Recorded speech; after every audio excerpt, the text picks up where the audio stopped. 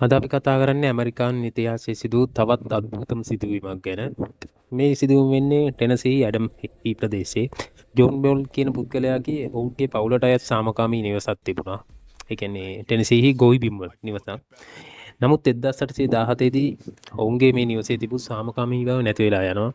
ඒ උන්ගේ නිවසේ සිදුවන අద్භූත සිදුවීම නිසා ජෝන් බෙල් දවසක් ඔහුගේ බඩිරුංග වගාවේ දකින අමුතු සතෙක් වේ. ඒ අඩක් බල්ලෙක් සහ අඩක් කාවෙක්. නමුත් ඒ අඳුරත් සමග ඔහු නොපෙනී යනවා. ඒ සතා පේන්නේ නැතුව යනවා. ඒ රාත්‍රියේම බෙල් පවුලේ ඔවුන්ගේ දොරවල් සහ බිත්තිවලට තට්ටු කරන හඬක් ඇහෙන්න පටන් ගන්නවා. පසුව බිම යට සීරිම් ශබ්ද ඇහෙනවා. මුලින් ඔවුන් හිතන්නේ සතෙක් කියලා.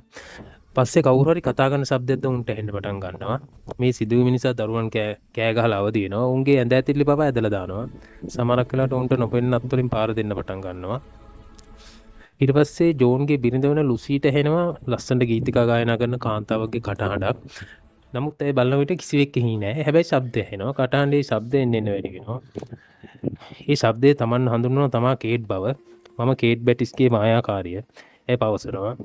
ජෝන් බෙල්ගෙන් පරිගැනීමට උත්සාහ කරන වරදට ලක් වූ කාන්තාවක් ලෙස තමයි ඒ සඳහන් කරන්නේ. මේ සිදුවීම දැනගෙන අසල්වැසියන් උදව් කිරීමටද පැමිණෙනවා.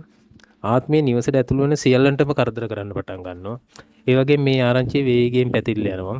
පසුව එක්සත් ජනපදයේ ඒවකට ජනාධිපති වූ ජෙනරාල් ඇන්ඩ්‍රු ජැක්සන් පවා මේ විමර්ශනය කිරීමට පැමිණෙනවා.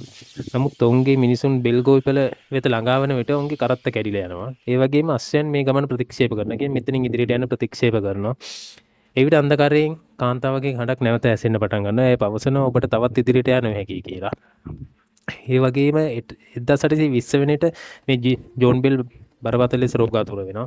ඒ ඔහුගේ දිව ඉදිමෙනවා. උට කතා කිරීමට පවා නොහැකි වෙනවා. ඒ වගේම ඔහුගේ ඇඳ ඇසල කළු පාට තීරයක් පිරුණු අමුතු බෝතලයක් හමු වෙලා තියෙනවා. ඔවුන් මේ බලලෙකුට දීලා පරීක්ෂා කරලා තිනවා. ඒ දීරේ දිව්වහම ශනිකව මේ සත්‍ය මිය ගිහිල්ලා තිනවා. එවිට එම හුරු කටහඬම මෙහෙම කියනවා. මම ඔබට බෙහෙත දුන්නා. ඌ නැවත කිසිදා නැගිටින්නේ නැහැ කියලා අවසලා තිනවා. 1820 දෙසැම්බර් 20 වෙනි දින මේ ජෝන් බෙල් මිය යනවා.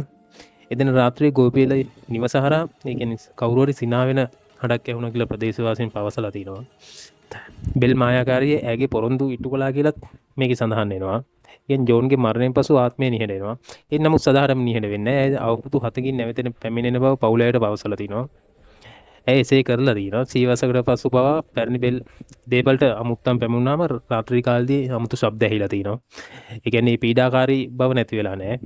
අද මුල් ගෝවිපල පිටි ස්ථානයේ අසල ඇති බෙල් මායාකාරියගේ ගුහාව තාමත් තිනවා. ඇතුළු වෙන අය පවසන්නේ තාම එම ආත්මයක ඇතුළේ තියනවා කියලා. ඔවුන් දිහා බලාගෙන ඉන්න උන්ට දැනෙන බව පවසනවා. සහ හැලෝවින් රාත්‍රියේදී ටෙනිසි උළංග හරහා කාන්තාවගේ කටහඬ මුමුණ හඬක් ඇහෙන බවද ප්‍රදේශවාසීන් සඳහන් කරලා තියෙනවා.